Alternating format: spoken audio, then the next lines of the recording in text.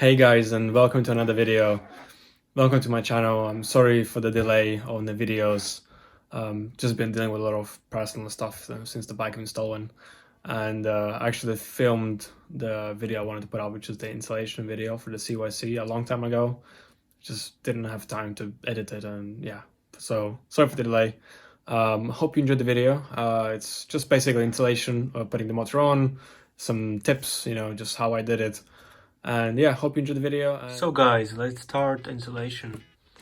So first of all, I'm going to go through all the tools I'm going to be using and all the parts that we have. So first up we have bottom bracket tool number 1, and then the other bottom bracket tool. Then we have the pedal tool for putting on the new pedals. We have, I believe, a 3mm Allen key. Also, this makes it easier screwing the little screws. We also have extractor for the cranks. If you're coming from a different build, so you're gonna have to first remove the old cranks to remove the old bottom bracket. Phillips screwdriver, and I believe that is all. So first step that I like to take, because I've done this. I put on this motor about 4 times, I believe, so I'm very familiar with how to install this. So every time I install it, I first remove the controller. And the reason I do this, as you can see, I already used it. The reason I remove the controller is because it's easier to install this mounting bracket on the frame, which I'll show you later. Also, this first step allows you to install the connector for the battery that you want, because not everyone has the XT90 battery connector. So I put on my own. I can't remember the name of this, but that's the one I use. So yeah, so to remove the controller, there's 2 screws here, and there's also 2 screws here. So that's it. So okay, so and now that you remove the controller, we'll move on to the bike. So the first step of installation is you need the motor itself and the bottom bracket.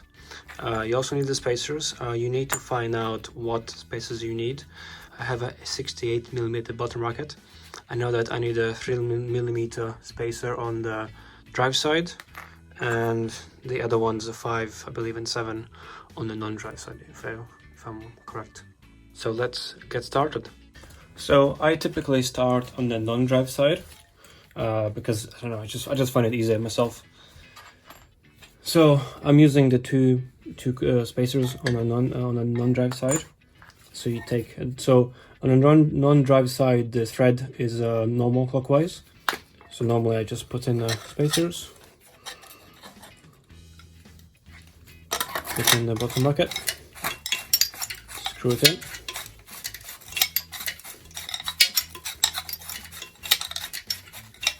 Make sure to wiggle it so there's a step inside the mount. So as you can see, it's not in. So now we can go the other side. So let me just flip the bike around again. So now we're on the drive side. I need to put in the 3mm spacer, and this side now is the opposite, the anti-clockwise thread.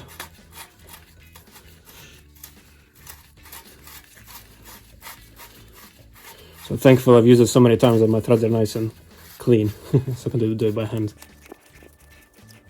Okay, so we'll just leave that as it is. Now I would install the motor bracket. So it's held in by these 2 little screws. So every bike is different. So obviously, I'm not sure how you're going to be installing it in your bike, but so this is the reason I normally remove the controller, because now I can get to the nuts from the bottom rather than from the top, to not scratch anything. So at this moment you can hold it in, put through your bolt,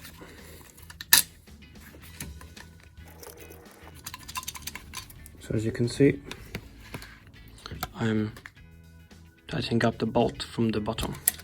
It's a lucky nut. Now you need to use a spanner or something to hold it down. Just using an adjustable wrench, nothing fancy, a trusty wrench.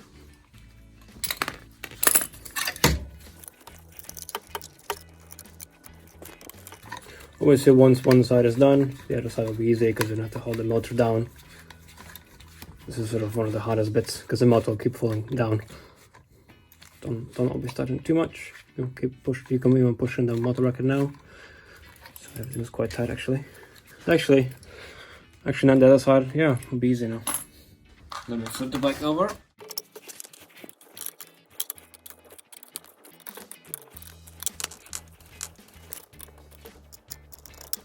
Now, as you can see, the motor bracket is nice and tight. The motor doesn't move. And yeah, so now the next step I would do is to install the controller back.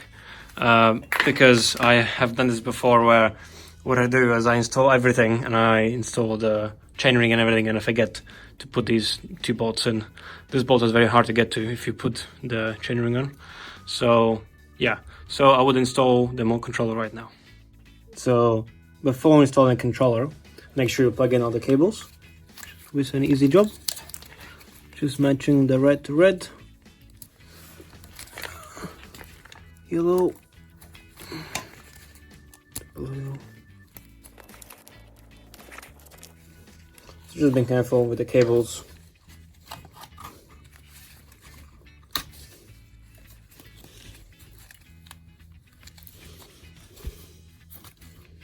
So now you just need to push in the controller so you can start seeing the holes.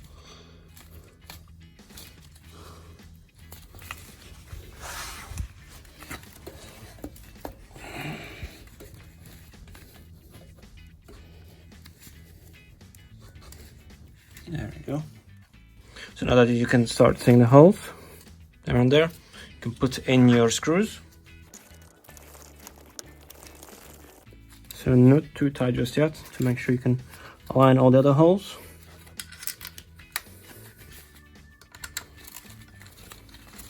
If you find the controller is not going in and it's too tight, you might just need to undo either the motor bracket or the bottom bracket, just to undo the pressure from the two plates.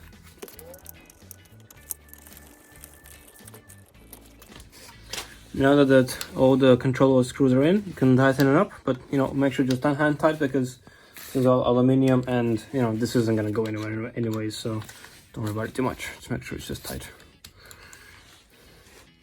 Right, so next you can tighten up your bottom bracket.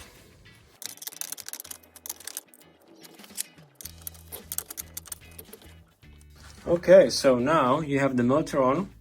The controller is in, as you can see. It's looking very nice. The bottom bracket is nice and tight. Now you can start putting in the inner bit of the bottom bracket. So this goes to the drive side, like that. And let me flip the bike over and I'll put in the nut. So you now can put the nut on.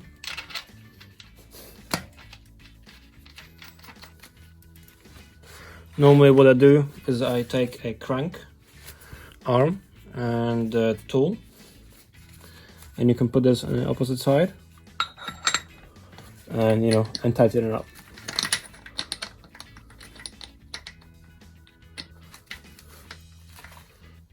So let me just tighten that up off the camera. And so now that we have the bottom bracket in, the whole thing is in, it's all nice and tight. I've used a torque wrench. And so now we can start installing the chainring, the chains, and the cover. So it's almost done, really. It's this motor is really easy to install. I'm amazed. Like I'm very happy with this whole system. So let's keep going. So first up, you can need to put your spacer on.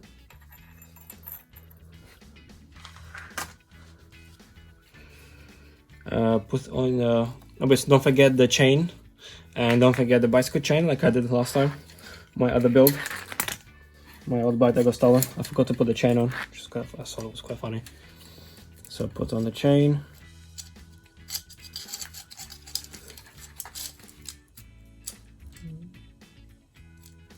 Yeah, make sure that the teeth are correct because this chainring is using a small and bigger teeth to make it contact better.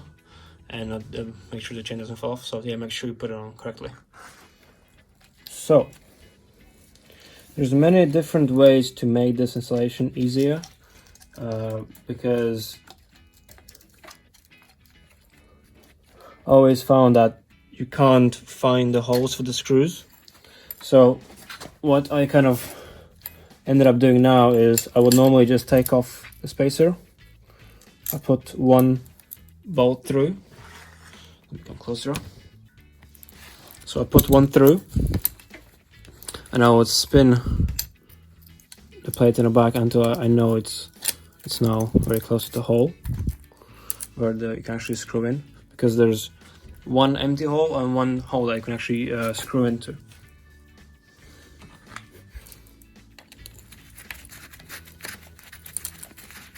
As you can see, I managed to get in the right hole, so perfect, first time. So now you can start tightening up all the bolts. So obviously make sure to take a stop button.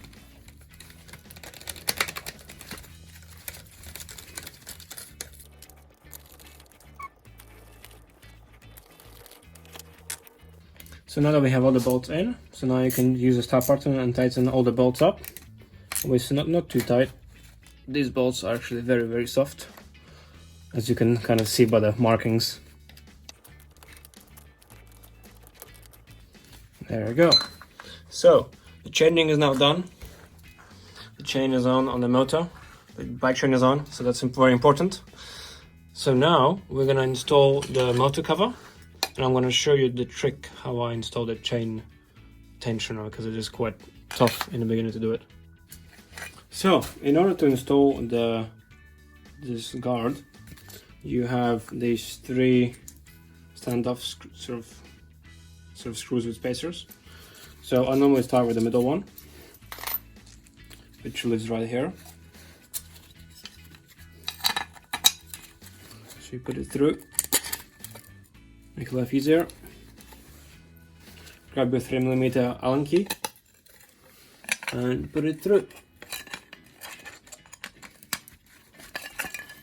So if you sort of look from this side, you can actually see the hole. Actually, let me show you. So as you can sort of, as you're screwing it in, you can make sure you see the hole, and then you screw it in, just like that. Make sure it's straight.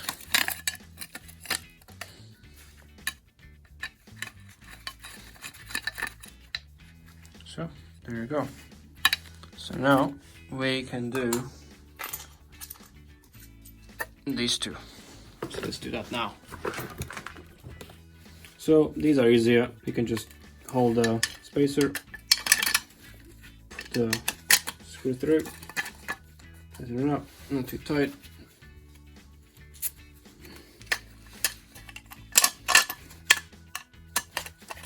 There we go. Now you can make them up a bit tighter. Obviously hand tight, because this is carbon fiber, so it will just crack until too much pressure. Okay. So now we moved on to the chain tensioner. You know, there actually has been quite a lot of discussion about using this. So, you know, about if I should use this or not use this. You know, obviously I'm not the one who made this kit, but because I have an engineering background, my personal thoughts are that you should use it. It is a bit tight. I have personally actually made the spring a little bit less tight. So I just sort of, while this was on, I kind of pulled this bit back with a screwdriver to make it a little bit less tight, and actually has improved the efficiency. So, you know, I'm not saying you should do it, but you know, you can try it, because this, you can even see this is after maybe 200 miles. You can already see some usage, some tear and wear. This is at about 200 miles, maybe less. So normally, so this is my trick how I install this. Normally, so I take out the bolt from the chain tensioner. Try to keep it all together. You sort of flip it like this.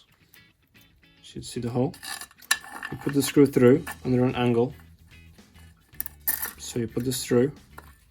Make sure it's only up to the motor.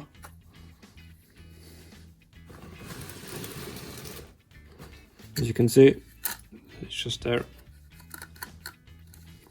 And now you can kind of squeeze in until this bolt will, because there's no thread at the beginning, you can just push this bolt through. There you go. The bolt is through, and now you can tighten it up. That easy. Obviously, you know, makes the job easier when you spring it not as tight as it's supposed to be, but. And make sure this is actually quite tight, because this bolt is actually holding the motor. The screw is actually screwing into the motor itself, so it's tightening up this thing. So make sure it's tight. Okay, so the motor is actually, the hull itself is actually almost completed. So now you just need to put the cranks on. As you can see, everything's nice and snug. So now we need to put the cranks on. I would normally first put the pedals on, so let me do that first. So make sure, you know, you're putting the right one, the right side, because the pedals are, I believe, the pedals are screwed differently on both sides. So I believe the left side, right one. One of them is anti-clockwise. Let me just, while I'm really putting them on, I'll make sure I tell you guys.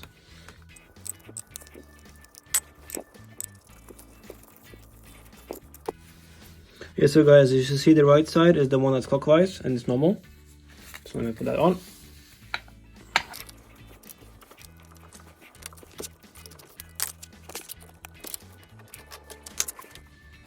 And the left side is, you know, the wrong way around thread, so don't forget that. As you can see. Okay. See, almost got me.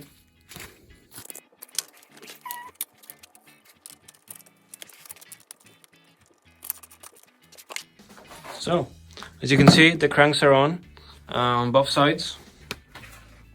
So let me just tighten those up with a bigger spanner, and I'll be back with you guys. So guys, so the installation itself is now complete, as you can see. The motor itself is on, everything's on. So now it's sort of cable management, you know, putting in the, how you want to do it for yourself, obviously. So maybe I could just do a quick time lapse, because obviously mine's already kind of done. I just sort of quickly undid a few clips so I can do this whole installation for you guys again.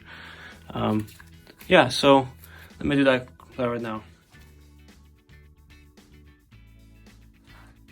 So guys, so this is it. So the bike is all done, as you can see. So the motor is on. I've done some cable management again. Actually, it's funny because I had to do it again. I actually did it much better. I used less zip ties, so actually it worked out for me too. So yeah, so as you can see, the bike is all now finished. We have nice cable management. Obviously, this cable's too long, but whatever, it works. And let me check if it actually works. I can spin the wheel.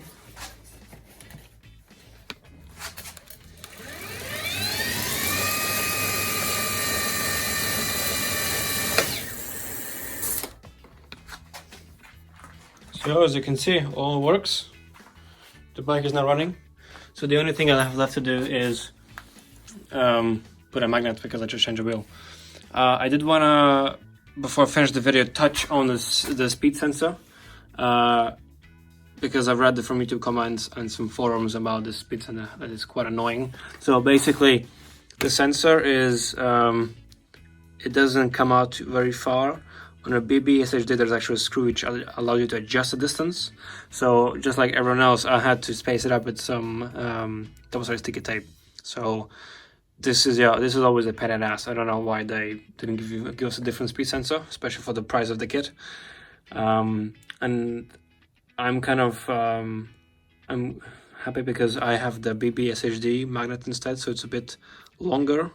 I don't need to put it on now because I literally just changed the wheel because I broke one from going to a very big pothole. You know, you could probably imagine, you know, with all this weight, and 25 miles per hour and the pothole. So yeah. So yeah, here we go, guys. So yeah, so this motor is excellent. It's yeah, it's very easy to install, as you can see. I think I did it in about half an hour.